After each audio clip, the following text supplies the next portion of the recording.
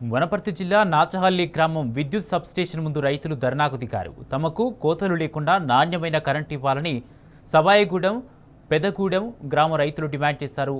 రేవంత్ రెడ్డి ప్రభుత్వం వచ్చాక తమకు చావే దిక్కైందని వాపోయారు. రైతులకు బీఆర్ఎస్ పార్టీ నాయకులు మద్దతిచ్చారు. రైతులతో కలిసి విద్యుత్ అధికారులకు వినతి పత్రం అందజేశారు.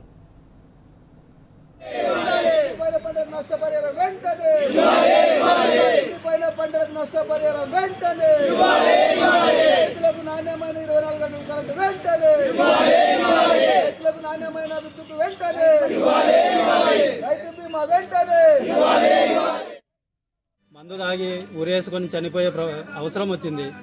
రైతు భరోసా ఇస్తలేదు, రైతు బంధు ఇవ్వట్లేదు, పంట నష్టపరిహారం ఇవ్వట్లేదు. గత ప్రభుత్వంలో అన్ని వచ్చాయి, సకాలంలో అన్ని జరిగాయి. ఇప్పుడు ఎందుకు రావట్లేదు? టీఆర్ఎస్ ప్రభుత్వంలో 11 గంటలకు వచ్చే కరెంటు కాంగ్రెస్ ప్రభుత్వంలో 2 గంటలకు వస్తుంది. దాదాపు మధ్యలో అంత కరెంటు కట్ అవుతుంది, కానీ అయినా నాణ్యమైన కరెంటు రావట్లేదు.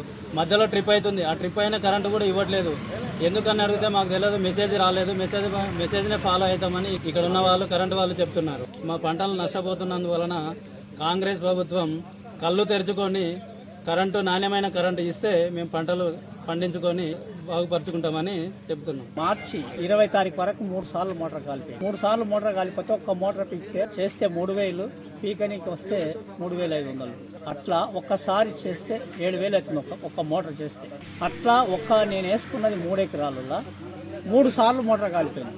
ఎందుకు గాలిపోతుంది అని ఒక మెకానిక్ తోలుకుపోయి కరెంటు వోల్టేజ్ చూస్తే కరెంట్ తక్కువ ఉంది అన్నాడు. కరెంట్ తక్కువ ఉందని నీకెట్ తెలుసానంటే మెకానిక్ తీసుకొచ్చి మీటర్ పెట్టి చూస్తే 290 మాత్రమే ఉంది. మామూలుగా ఎంత ఉండాలో మాకు కూడా తెలియదు. ఎంత ఉంటే మోటార్ నడుస్తుంటే 450 ఉంటే మోటార్ మంచిగా నడుస్తుంది, మోటార్ కాలిపోదు. ఇట్లా ఉంటే మేమేం చేయాలని చెప్పి మెకానిక్ అంటున్నాడు. ఇట్లా మాకు నాణ్యమైన కరెంట్ ఇవ్వకుండా ఇట్లా లో వోల్టేజ్ ఇచ్చి ఒక మోటార్ 3 సార్లు కాలిపోతే ఆ రైతు బాధ ఎట్లుంటుందో ఒకసారి అర్థం చేసుకోవాలని ఏ గారికి చెప్పడం జరిగింది. ప్రభుత్వం చేసే పనుల కల్లా రైతులు ఉరిపోసుకొని చరిగా వచ్చింది. హామీలు ఇస్తున్నారు వాళ్ళు 24 గంటలు ఇయ్యరు. వాళ్ళు ఎన్నడూ ఇయ్యలే, ఇప్పుడు కూడా ఇవ్వరు కూడా వాళ్ళు. ఇంకా వాళ్ళ టైం కూడా దగ్గర పడ్డది.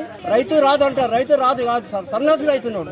రైతు ఉంటేనే ఒక మన తిననీకే బుక్కడు పోతుంది.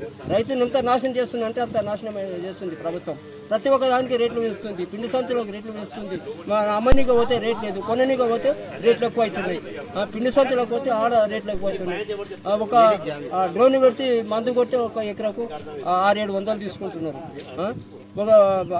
అదల్లా మనం భరించుకొని ఏదో పంట మనకు లాభం నష్టం వస్తుంది మనం చేస్తుంటే ఇంత ప్రభుత్వం ఇంత నిర్లక్ష్యం వహిస్తుంది.